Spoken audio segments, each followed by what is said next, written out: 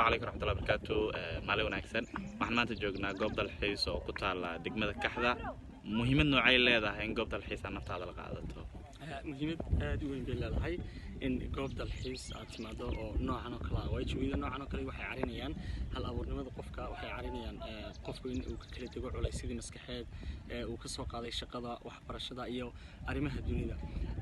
يعني waayihiisa la tacalluqay marka meeshan oo kale waa meel ay aad muhiim u tahay in aad ku qaadato waqtigaaga si aad siga diiso culaysyo badan hal abuurnimada kor ugu qaado caafimaadkaaga kor ugu qaado way xataa hawo waxa ka dhacaysa nadiif yani jawi si xale marka waxaan aad idinku dhiirigelinayaa asxaabay hadii aad heli karaysaan oo daawodaan inaad tagtaan goobaha noocan oo kale ah inaad waqti ku qaadataan si nafsadiina caafimaadkiina iyo maskaxdiina way noqdaan qaar wanaagsan